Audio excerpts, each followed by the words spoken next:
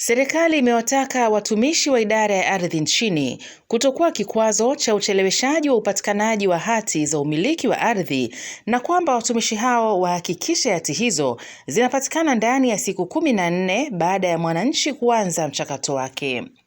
Agizo hilo limetolewa Januari 28 mwaka huu 2026 jijini Dodoma na Naibu Waziri wa Ardhi, Nyumba na Maendeleo ya Makazi, Mheshimiwa Kaspa Muya, wakati akizindua kliniki ya maombi ya hati za umiliki wa ardhi kwa wananchi wa mkoa wa Dodoma. Watu tunaozidi kuongezeka, tunakadiriwa mpaka kufikia mwaka 2050 dira yetu hii tutakuwa watu milioni 150.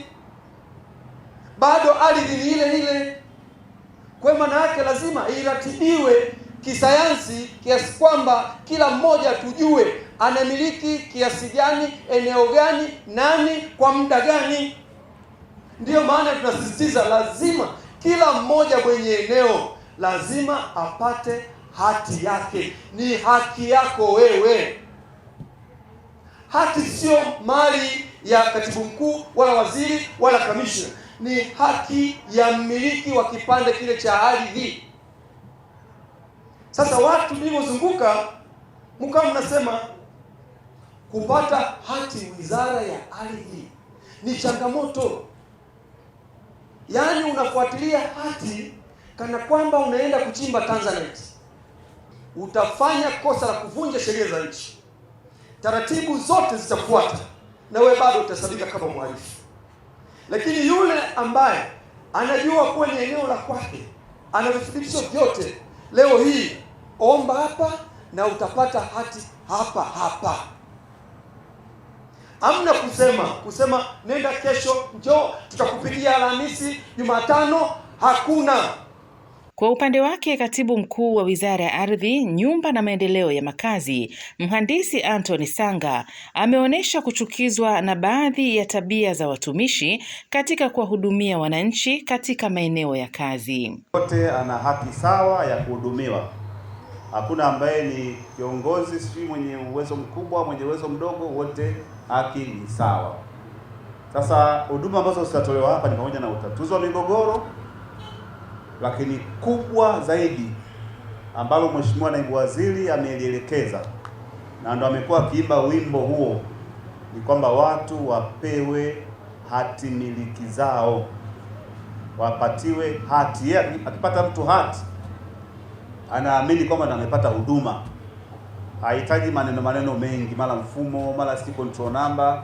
Anataka watu wapate hati, na maelekezo mengine ni kwamba kama inawezekana kupatikana hati leo, mtu apate hati yake leo, aondoke kufanya mambo mengine ya kiuchumi na kijamii. Badala unamwambia tu njoo kesho bila sababu ya msingi. Kwa sababu tuna kompyuta, tuna mfumo na tuna watu ambao wana uelewa mzuri na tumewakusanya sehemu moja, basi wapate huduma zao mara moja.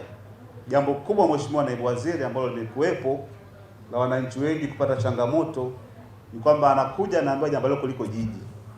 Anaenda jiji anaambiwa jambo lako liko mkoani. Anafika mkoani anaambiwa jambo lako liko kwa fulani. Anaenda kwa fulani anaambiwa ramani yako haijapanda. Sijui haijapandishwa, si vitu gani. Kwa hiyo mwisho wa siku mwananchi anakuwa hajui afanye nini. Na ndio maana tunawakusanya wote sehemu moja. Kwa hivyo isitokee, tumeshawapa maelekezo wasaidizi wetu, isitokee unamwambia mwananchi jambo lako liko kwa fulani. Hapana, mwananchi hana haja kumjua fulani. Mwananchi anataka apate huduma. Kwa hivyo wasaidizi wetu wote tunawaelekeza tena, na Mheshimiwa Naibu Waziri ushaelekeza haya, ni marufuku kwa mtumishi anayefuatwa na mwananchi mwenye shida kumwambia aende kwa fulani.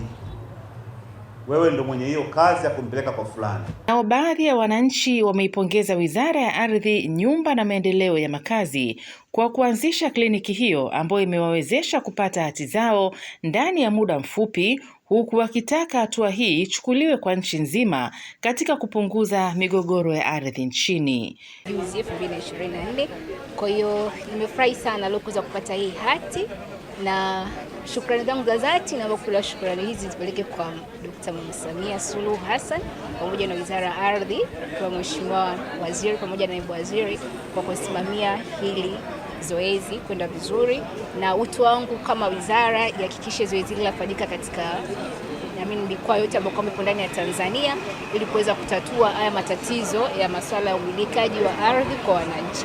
Kwa wananchi ambao wako Dodoma, kama wako mjini, hata kama wako huko vijijini, na washauri waje kwenye kliniki, kwa sababu mambo yanaenda, kila mtu yuko hapa kwenye ardhi ambayo anahitajika, sijui wa mkoa, manispaa, nini, wote wako hapa. Kwa hiyo akija anahudumiwa kama ambavyo naibu waziri amesema, kila kitu kinaenda kwa wakati na vitu tunapata wakati yetu. JMTV Dodoma.